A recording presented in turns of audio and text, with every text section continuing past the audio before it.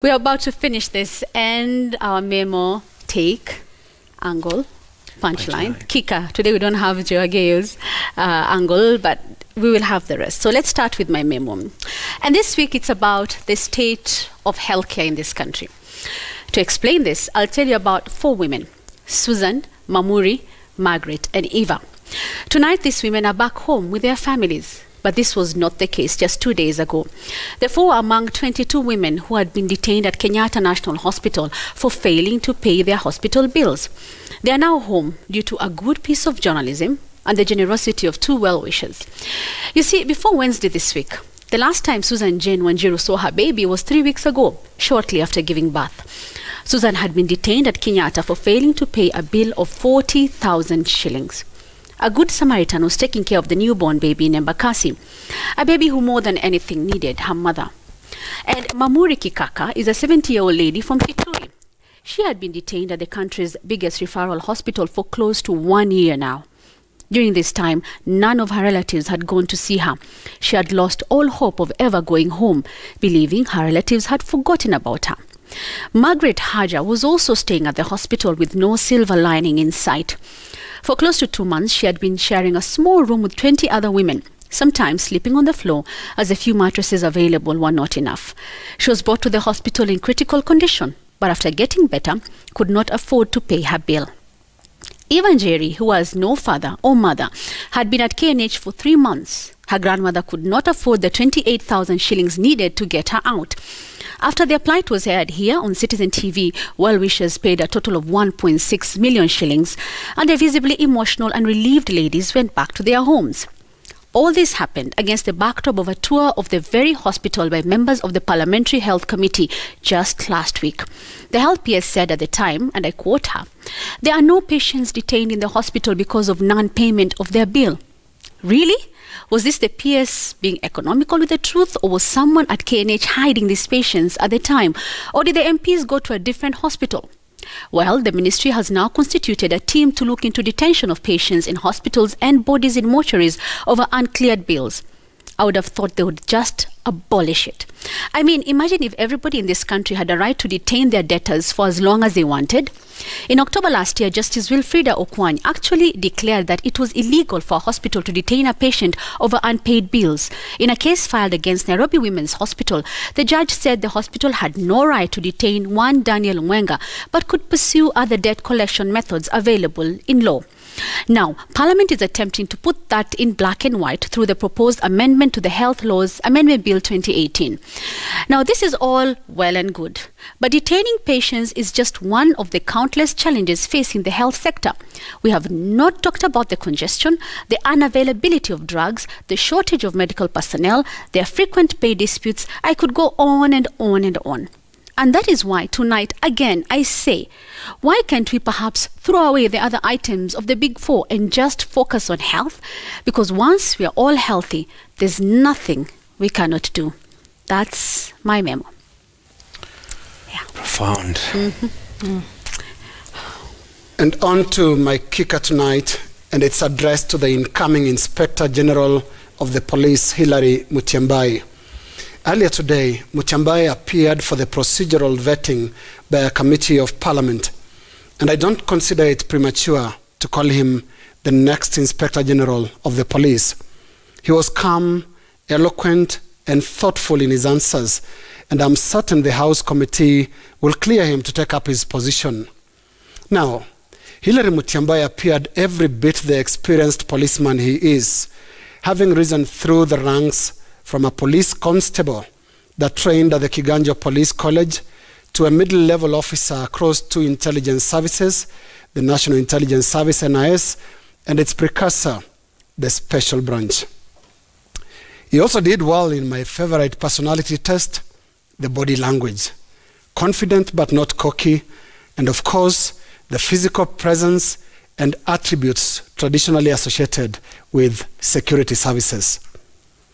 As he assumes office, as he surely will, Mutyambai may best be reminded of the old adage, charity begins at home.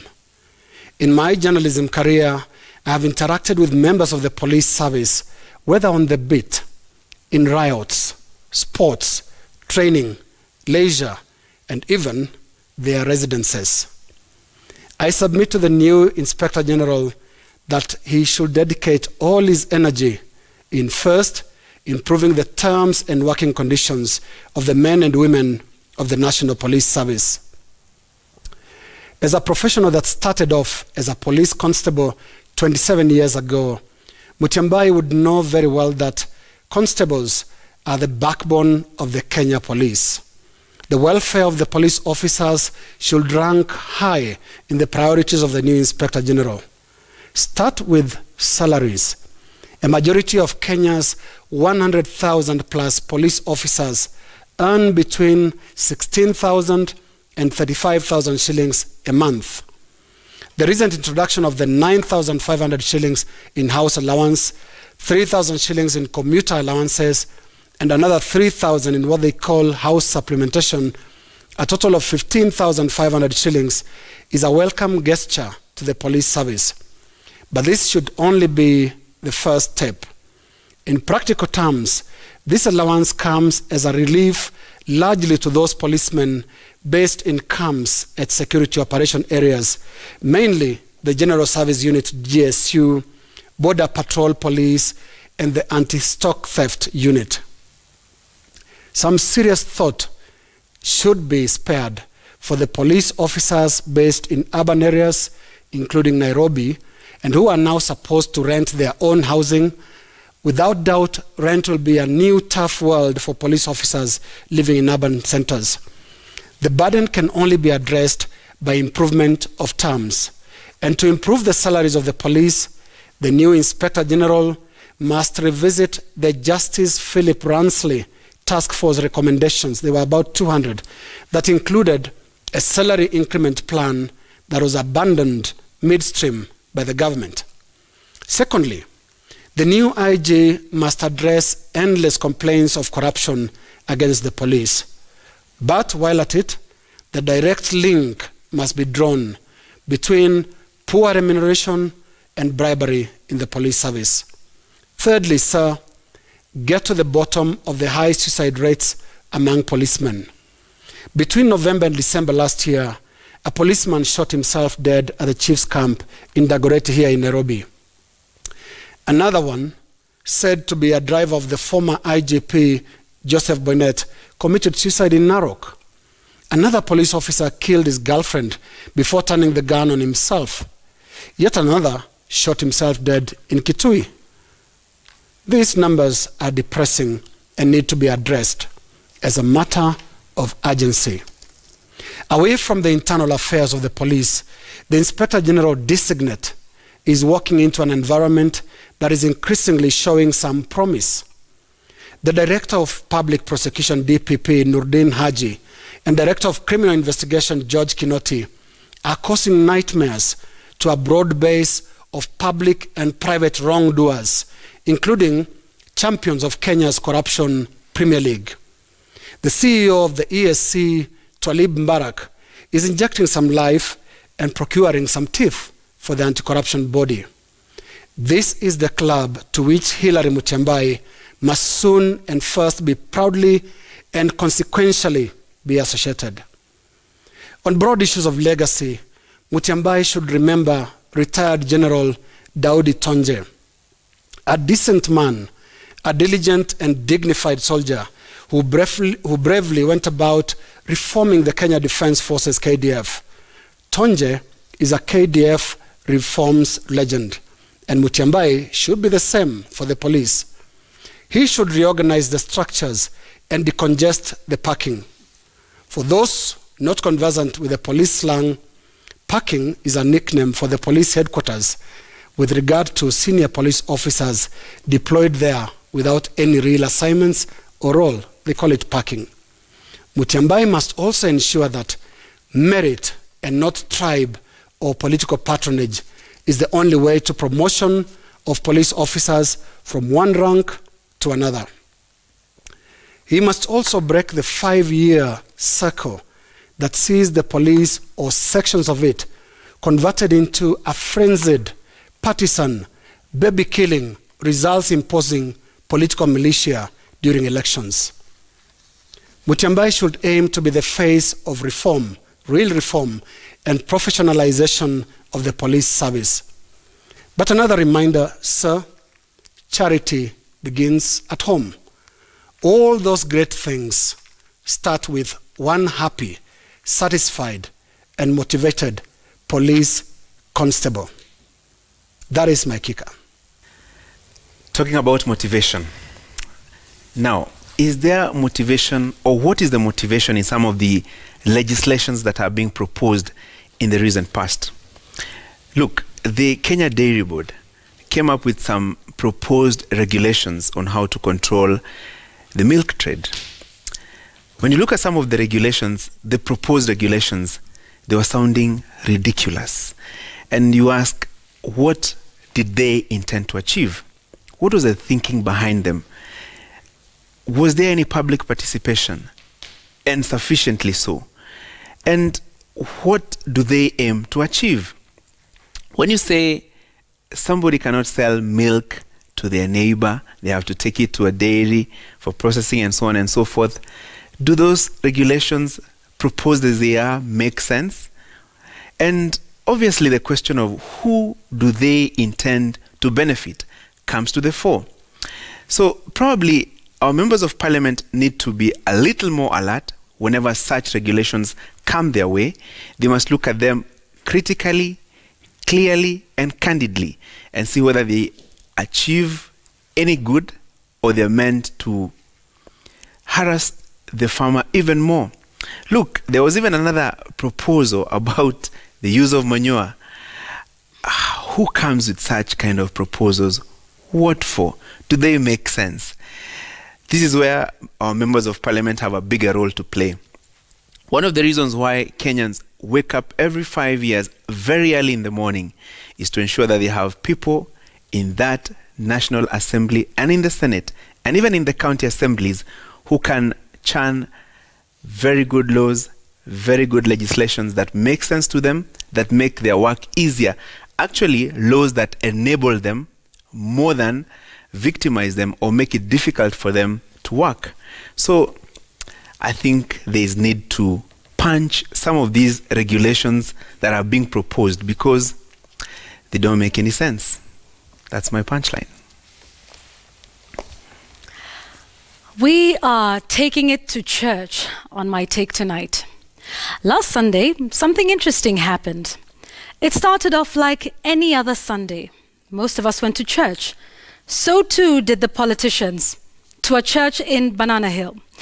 But you see, things happen a little differently at this church, Kanitha wa Mwathi.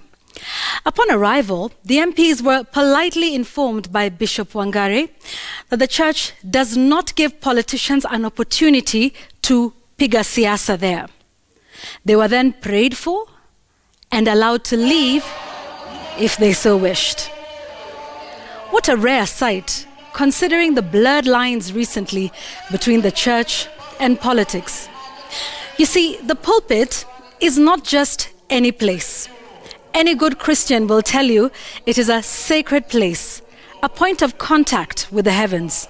Many come to church with all their hopes and fears and hope to hear from their God through the one who stands on the hallowed pulpit.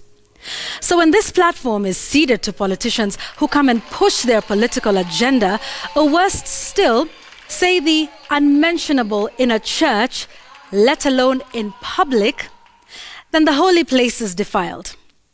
Take this member of the Senate, for instance, at a church in Dagoretti South here in Nairobi. One fine Sunday in January this year, in the heat of the Murathe-Ruto fallout. Listen. An opinion is like everybody has one. Kwa hivyo tuache kila mtu aweze kufanya nini? Kuleta their own opinions. But aongee kama individual, like personally, and not for the party or for the country, and not to keep putting us back in campaign mode. Yes, that was in church. Never mind that there is the verse Matthew 3:16 behind her, which speaks of a significant event in the Christian faith. The moment right after Jesus was baptized, when the heavens opened and the Spirit of God descended like a dove. I don't want to imagine what the heavens thought of those words. Now, don't get me wrong. The church can always allow government officials or indeed other leaders to greet the congregation. After all, they too are worshippers. And there is this verse that talks about giving honor to whom honor is due. But these are politicians who, for some reason, always have an agenda. And in the congregation are people who have as diverse political views as they come. But they leave all those behind when they enter the houses of worship, hoping to hear a message that rises above the earthly noises of divisive politics. But when the very politicians follow them to the very house of God, not to quietly join them in worship, but to use the very hallowed altars to spew the very garbage we hear out here, then someone ought to stop them, like Bishop Wangari did. For every servant of God who takes their work seriously will tell you that true worshippers do not seek to be noticed here on earth. That is my take tonight. True. Before we finish, Yvonne, someone has reminded me, Sami on social media. He says we forgot Fatma Zarika when you're talking about all the good things that happened. Yes, she retained her WBC World Super Bantamweight title for the 3rd consecutive time. She beat a lady called Catherine Firi of Zambia. Fatma Zarika, we applaud you. Absolutely. I also think what Bishop Margaret Wangari from Banana did on Sunday should happen to families whenever they are sending off one of their own, because politics and matanga, that's also another one. We should bar politicians from politicking in church. I think we should also bar them from politicking in funerals. Hear, hear. Good point. Yeah. Thank you for watching our show tonight and for your feedback. The hashtag continues to be NewsGang. Joage will be back next week. So for all of you asking, yes, but we had a majority, there he right? is. Oh, there he is. Yeah. Oh, there he is. So yeah, I like Wilson Mushora's, Yeah, I like that. pointing at him.